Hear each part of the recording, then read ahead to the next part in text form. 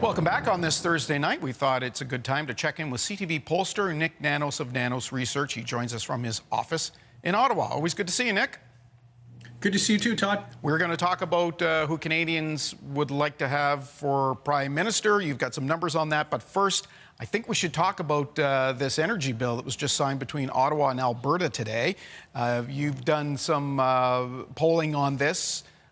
How do you think this is going to go down among Canadians?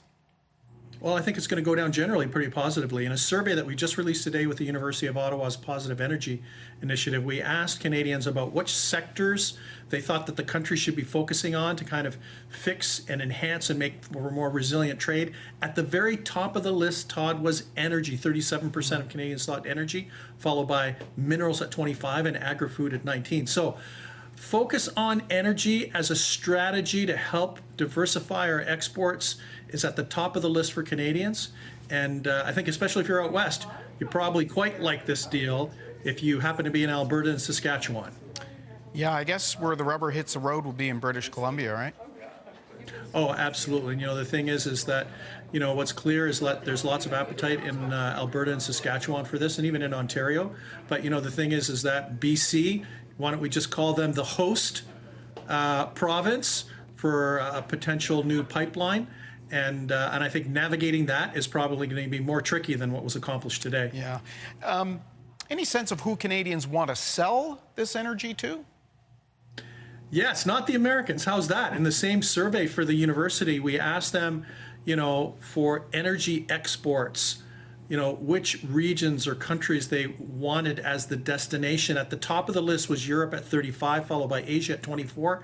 Only one out of every 5 Canadians said they'd like to see these energy exports go to the U.S. So it's about going out of the country, 2 directions, east to Europe, west to Asia, as what Canadians at least feel would be the best priority in terms of energy exports. Nick, we'll ask you about that Prime Minister poll in a moment, but interested in how Canadians feel about their own situation. We talked a bit about nationally, how they feel about things happening in the country, but when it comes to their own pocketbook, any sense of where we're going?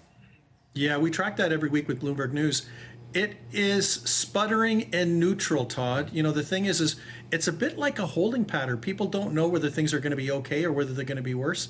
And I think, the uncertainty related to the trade negotiations with Donald Trump has basically put a wet blanket on consumer sentiment right now. Well, and on that, the government announced yesterday a whole lot of money, billions of dollars for a couple of key sectors: steel, aluminum, softwood lumber, which is of particular importance in the Maritimes here in New Brunswick, especially. Is that going to help Canadians in those sectors perhaps feel a little more confident that they may be able to at least pay the bills? Well, they'll probably feel a little more hopeful, but the question is, Todd, how long will it take for this spending to kick in terms of jobs and people's day-to-day lives? And I think for a lot of Canadians, a significant proportion, they're just worried about paying for the groceries this week or worried about paying for housing. So, they might feel good when they hear an announcement in terms of kind of lumber, steel, and so forth.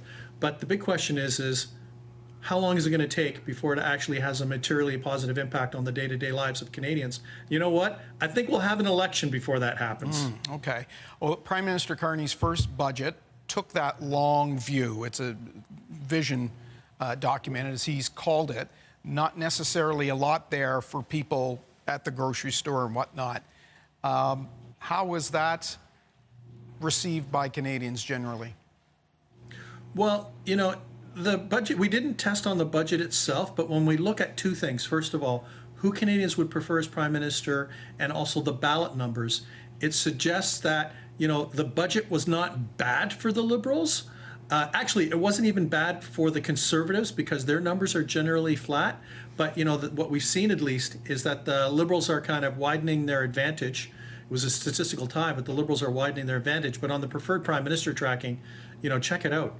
It's a 27-point advantage for Mark Carney. Yeah. He's actually up 3 points in the last 4 weeks. Pierre Poilievre's down 2, but that's within the margin of error, back at 26. But, what this speaks to the fact is that, Carney still has an advantage. And, Todd, those numbers in Atlantic, it's 56-21 in Atlantic Canada between Mark Carney and Pierre Poilievre. So Carney's advantage in Atlantic Canada even bigger than it is nationally.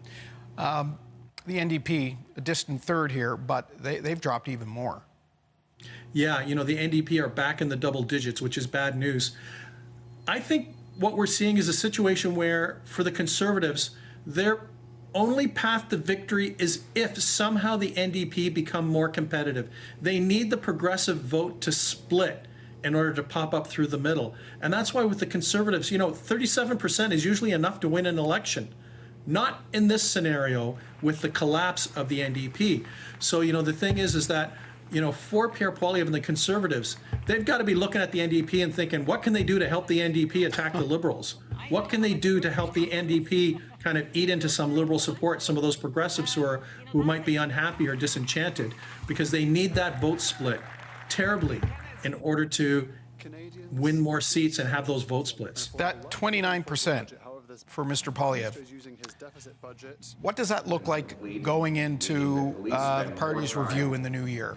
Can he last with that number, 29% across the country? Yeah, actually, I think he can.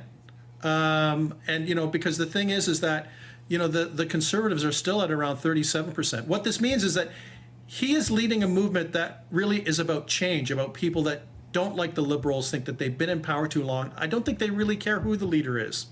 And the thing is there's no, what's the alternative to Pierre Poilievre? Like, people might gripe about him, but there's no alternative. Like, traditionally, you need someone to stab you in the back, or perhaps stab you in the back and stab you in the front in order for you to lose and be removed as leader.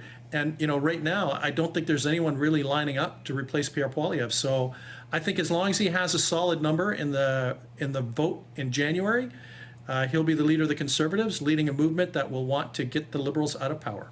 Nick, we're heading into the holiday season. I think people would like to think about, well, just about anything else other than politics. So we'll check in the new year. And once people are over the turkey and start thinking about politics again, and we'll see if those numbers shift at all. Thanks so much, as always, for your insight and your time. Take it easy. We'll take a break. We'll be back more with your local news.